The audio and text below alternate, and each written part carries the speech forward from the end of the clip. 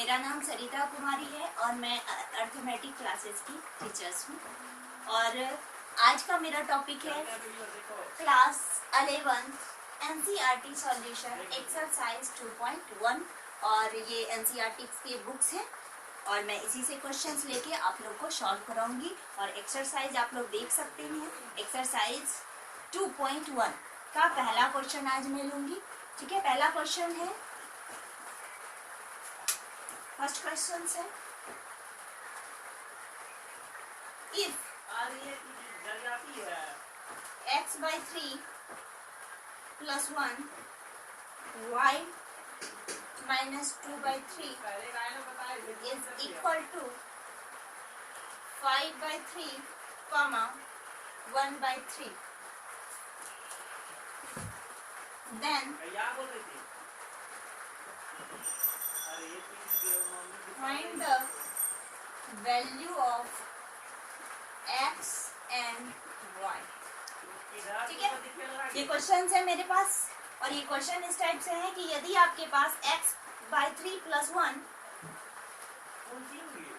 y - 2/3 is equal to 5/3, 1/3 दिया गया है, तब आपको x और y के वैल्यू निकालना है।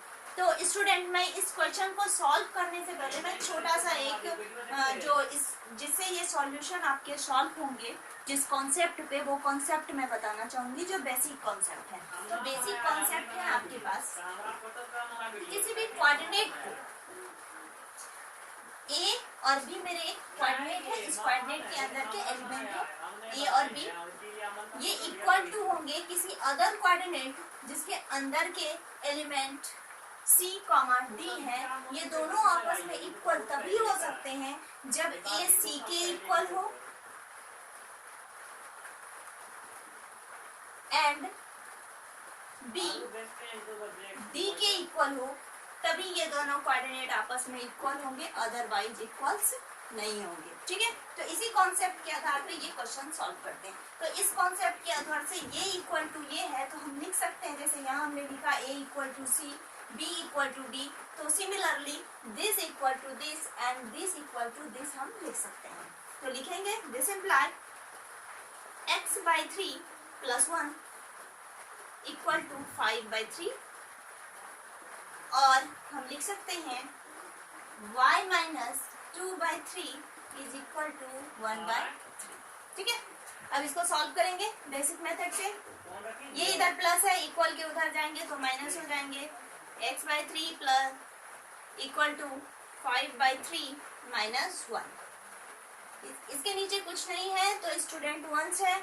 और हम इस टाइप के प्रॉब्लम को सॉल्व करने के लिए इजीली बेसिक से बचपन से सीखे हुए हैं कि पहले दोनों का एलसीएम ले लेते हैं। 3 और 1, 3 और 1 का एलसीएम 3 होगा। फिर नीचे से इसको डिवाइड करते हैं, 3 से 3 को डिवाइड करेंगे तो 1 बचेंगे और 1 को 5 से मल्टीप्लाई करेंगे तो 5 होंगे। फिर सिंबल्स को एज इट इज लिख देते हैं। फिर 1 से 3 को डिवाइड करेंगे तो हमको 3 मिलेंगे और उस 3 से 1 को मल्टीप्लाई करेंगे तो 3 मिलेंगे। ठीक है, नेक्स्ट है x/3 = 5 में 3 कैंसिल आउट हो जाएंगे तो हमारे पास बचेंगे 2/3। दिस इम्प्लाई ये 3 उधर मल्टीप्लाई में जाएगा तो हो जाएगा 2/3 क्रॉस 3 कैंसिल आउट हो जाएंगे और x का रिजल्ट मिलेगा 2। नेक्स्ट, पहला का सॉल्यूशन मिल गया, x = 2। अब नेक्स्ट देखेंगे, नेक्स्ट वाला है y - 2/3 = 1/3। अब बेसिक कॉन्सेप्ट से सिमिलरली इसको भी सॉल्व करेंगे। तो यहाँ y = लिख सकते हैं, ये इधर माइनस में है स्टूडेंट, इक्वल के उस साइड जाएंगे तो प्लस में हो जाएंगे और ये मेरे हो जाएंगे 1/3 + 2/3। ठीक है, फिर y = 3 का सेम टाइप, 3 और 3 का एलसीएम लेंगे, 3 मिलेंगे। 3 से 3 को डिवाइड करेंगे 1 मिलेगा। 1 से 1 को मल्टीप्लाई करेंगे तो वापस हमको 1 मिलेंगे। फिर जो सिंबल्स हैं उसको एज इट इज लिख देंगे। फिर 3 से 3 को डिवाइड करेंगे तो रिजल्ट 1 मिलेगा। 1 से 2 को मल्टीप्लाई करेंगे तो वापस 2 मिलेंगे। और यहाँ आगे हो जाएंगे दिस इम्प्लाई आगे हो जाएंगे 3/3 और ये कैंसिल आउट होके हो जाएंगे 1। और इस तरह से हमको सॉल्यूशन मिला x = 2 and y equal to 1। Student ये तो सॉल्यूशन था, लेकिन अगर हमें कैसे पता चलेगा कि ये जो सॉल्यूशन है ये सही है या नहीं, बिना किसी टीचर्स की हेल्प के? तो हम इसे चेक कर सकते हैं बहुत ही इजीली से। ये x का वैल्यू और y के वैल्यू को वापस क्वेश्चन में रखेंगे, LHS में पुट करेंगे। अगर ये LHS में पुट करने के बाद ये RHS मुझे फाइंड हो जाते हैं, इसका मतलब हमने जो x और y का वैल्यू निकाला वो सही है, अदरवाइज रॉन्ग है। तो पुट करके देख लेते हैं। तो हमने x और y का वैल्यू यहाँ हम अपने LHS में पुट करेंगे लेफ्ट हैंड साइड। तो x का वैल्यू 2 है तो यहाँ 2 पुट करेंगे, तो 2/3 प्लस 1 कमा y माइनस 2/3 है, y का रिजल्ट 1 है तो यहाँ 1 पुट करेंगे, 1 माइनस 2/3 सेम सॉल्व करने का तरीका होगा स्टूडेंट। 3 से 1 को मल्टीप्लाई करेंगे और 2 में ऐड कर देंगे तो हो जाएंगे 2 plus 3/3 comma 3 minus 2/3। Same pattern, इसी पैटर्न पे जहां हमने एलसीएम लेके सॉल्व किया था जस्ट उसी तरह सॉल्व कर रही हूँ। Equal to 2 plus 3 5/3, 3 minus 2 1/3। और आप इस तरह से देख सकते हैं स्टूडेंट ये मेरे RHS के इक्वल आया। इट्स मींस हमने जो रिजल्ट x और y के जो वैल्यू निकाले हैं ये बिल्कुल सही है, ठीक है। और ये था आपका पहला सॉल्यूशन।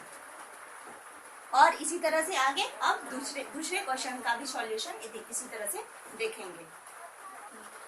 ये नेक्स्ट क्वेश्चन है स्टूडेंट, ये क्वेश्चन नंबर 2 है। और क्वेश्चन नंबर 2 बोल रहा है if set A has 3 element, कोई भी सेट A है जिसके पास 3 एलिमेंट है और सेट B है जिसके पास 3, 4 एंड 5 एलिमेंट का कलेक्शन है, तो हमको फाइंड करना है कि कितने नंबर ऑफ एलिमेंट्स होंगे A क्रॉस B। A और B के कार्टेशियन प्रोडक्ट में कितने अवयव की संख्या होगी। चलिए स्टूडेंट इसको सॉल्व करते हैं। एक कोई सेट है उसके पास 3 एलिमेंट है तो मान लेते हैं left A equal to A has 3 element, तो हमने 3 एलिमेंट मान लेते हैं A, B एंड C। इसके पास 3 एलिमेंट है और B हमारे पास है 3, 4, 5। फाइंड करने हैं A cross B। A cross B student, मैं इसको सॉल्व करने से पहले इसका थोड़ा सा एक्सप्लेनेशन दे दूं आप लोगों को कि किसी का कार्टेशियन प्रोडक्ट किस तरह से किया जाता है। मान लीजिए कोई सेट A मेरा 1, 2 है और इसी सेट के साथ भी हम लोग कार्टेशियन प्रोडक्ट कर सकते हैं। A क्रॉस A करने हैं तो हमें पहले लिखने होंगे 1, 2 को इस सेट के साथ ही हमें कार्टेशियन प्रोडक्ट करने हैं। तो इसके तरीके होते हैं, इसके पहले एलिमेंट को इस सेट के पहले एलिमेंट के साथ लिखा जाता है और वो भी स्मॉल ब्रैकेट में। तो शो 1, 1, फिर 1, 2, फिर 2, 1, फिर 2, 2। इस तरह से हम कार्टेशियन प्रोडक्ट करते हैं, ठीक है। ये हुआ तरीका कार्टेशियन प्रोडक्ट करने का। सेम सेट के साथ भी आप कार्टेशियन प्रोडक्ट कर सकते हैं या 2 अलग अलग सेट मान लेते हैं। एक सेट A है मेरे पास जिसमें 1 और 2 एलिमेंट्स है और एक सेट B ले लें जिसमें A एलिमेंट है। तो हम इस तरह से इसको मल्टीप्लाई करेंगे A क्रॉस B। तो इसके पहले एलिमेंट को इसके पहले एलिमेंट के साथ, तो 1, A और अब तो कोई एलिमेंट इसके पास है नहीं, फिर अब दूसरे की बारी है तो 2 को A के साथ करेंगे तो ये हो जाएंगे 2, A। लेकिन एक चीज बहुत अच्छी बात है स्टूडेंट ध्यान में रखने वाली कि जो सेट पहले लिखेंगे उसके एलिमेंट्स को भी हम पहले लिखेंगे, जो सेट बाद में लिखेंगे उसके एलिमेंट्स को भी हम इसमें बाद में लिखेंगे, ठीक है। तो इसी टाइप से हम इसको यहाँ सॉल्व करेंगे। मेरे पहले सेट में एलिमेंट्स हैं A, B, C और दूसरे सेट में एलिमेंट है 3, 4, 5। अब इसको सॉल्व करते हैं। सॉल्व करने का तरीका सेम एज इट इज। इसका पहला अवयव और इसके पहले अवयव के साथ। पहला एलिमेंट है मेरे पास A, 3, फिर A को 4 के साथ A, 4, फिर A को 5 के साथ A, 5। फिर आप सिमिलरली इसको मिटा देते हैं।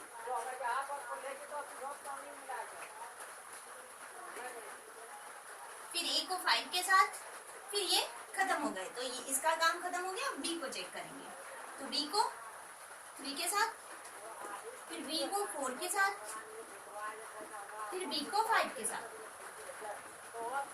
फिर ये बी के सारे काम खत्म हो गए। अब सी का चेक करेंगे, तो सी को 3 के साथ, फिर सी को 4 के साथ और सी को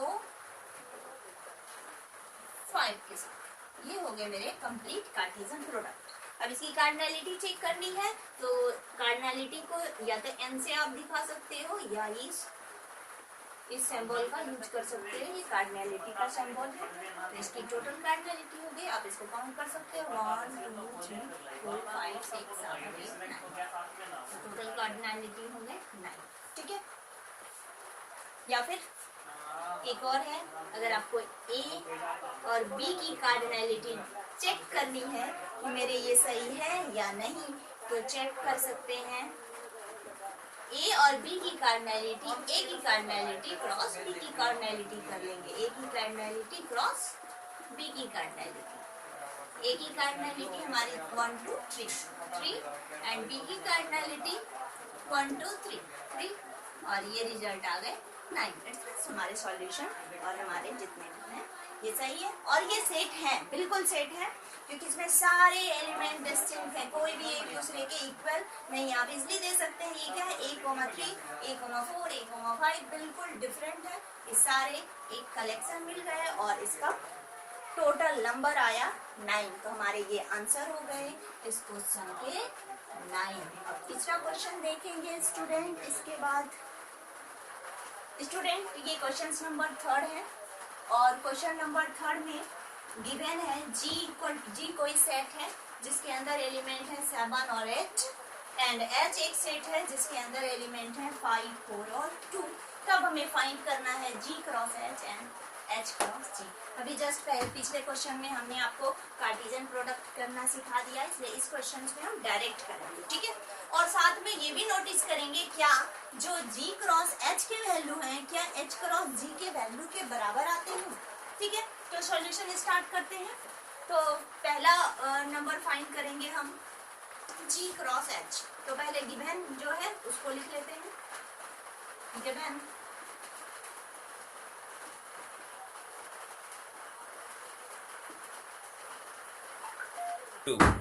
G इक्वल टू सेट है 7, 8 and H equal to set है 5, 4, 2। फाइंड करना है G cross H and H cross G। तो सबसे पहले हम लोग निकालेंगे G क्रॉस H। तो सेम प्रोसेस जो पिछले क्वेश्चंस में हम लोग देख चुके हैं। इसका पहला एलिमेंट लेंगे, इसके बारी बारी एलिमेंट के साथ। तो यहाँ 7 के साथ पहले 5 को लेंगे, तो 7 5, फिर 7 को 4 के साथ लेंगे 7 4, फिर 7 को 2 के साथ लेंगे 7 2, फिर 8 को 5 के साथ 8 5, फिर 8 को 4 के साथ 8, 4, फिर 8 को 2 के साथ 8, 2। ठीक है, तो यहाँ से मुझे पता चल गया G क्रॉस H के वैल्यू। G क्रॉस H के वैल्यू क्या है एंड क्या निकले 7, 5 7, 4 7, 2 8, 5 8, 4 8, 2। अब सिमिलरली हम लोग फाइंड करेंगे, इस बार फाइंड करेंगे H क्रॉस G, उल्टा H क्रॉस G। इसका मतलब मैंने पिछले वाले क्वेश्चंस में आप लोगों को बता दिया था कि जिस सेट को पहले लिखते हैं उसके एलिमेंट को पहले लिखते हैं, जिस सेट को बाद में लिखते हैं उसके एलिमेंट को बाद में लिखते हैं। तो यहाँ भी हम लोग, यहाँ पे G क्रॉस H था तो पहले G को लिए, लेकिन यहाँ H क्रॉस G है तो पहले H के एलिमेंट्स को लेंगे। तो हमको यहाँ 5 को लेना होगा, तो 5 को पहले 7 के साथ, फिर 5 को 8 के साथ, फिर नेक्स्ट ये खत्म हो गए तो 4 को देखेंगे, 4 को 7 के साथ, फिर 4 को 8 के साथ। अब 2 की बारी है, 2 को 7 के साथ और फिर 2 को 8 के साथ। ये खत्म हो गया। तो स्टूडेंट एक चीज देख सकते हैं, मेरा मेन क्वेश्चंस बोल रहा था फाइंड करने के लिए G cross H and H cross G, जो हमने फाइंड कर दिया। लेकिन मैं एक चीज आप लोगों को दिखाना चाहूंगी कि G क्रॉस H में एलिमेंट तो सेम है, यहाँ भी 7 8, यहाँ 4 5 4 2, तो मैंने सेम लिया, लेकिन क्या G क्रॉस H और H क्रॉस G इक्वल है? जैसे पहले क्वेश्चन में हमने बताया था कि दो कोऑर्डिनेट आपस में इक्वल तभी होंगे जब इसके पहले एलिमेंट इसके पहले एलिमेंट के इक्वल हो और इसके दूसरे एलिमेंट इसके दूसरे एलिमेंट के इक्वल हो। तो यहाँ आप सारे पेयर्स को देख सकते हैं, कोई भी आपस में इक्वल नहीं है, इसका मतलब ये इसके इक्वल्स नहीं होते। तो मेरा मेन क्वेश्चन था बस G क्रॉस H निकालना और H क्रॉस G निकालना, जो हमने फाइंड आउट कर दिया। स्टूडेंट, ये वीडियो मैंने बहुत छोटा सा लेक्चर्स तैयार किया है। अगर आप लोगों को मेरा एक्सप्लेनेशन अच्छा लगा तो इसको लाइक कीजिए, अपने फ्रेंड्स के साथ शेयर कीजिए और सब्सक्राइब कीजिए, ताकि मैं आगे इसी तरह आपको और सारे वीडियो प्रोवाइड कर सकूं। और मेरा मोटो है 11 12 का कंप्लीट एनसीईआरटी आप लोग को बिना किसी कॉस्ट का दे सकूं। और आगे मैं आप लोगों के साथ एक अपना व्हाट्सएप नंबर शेयर करूंगी, और जिससे आप लोगों को कोई भी क्वेरी हो आप उस पर हमको डायरेक्ट भेज सकते। अगर अभी कोई क्वेश्चन है तो आप मुझे यूट्यूब के नीचे कमेंट बॉक्स में डाल सकते हैं, मैं पूरी कोशिश करूंगी आपका सारा सॉल्यूशन दूं। Thank you students.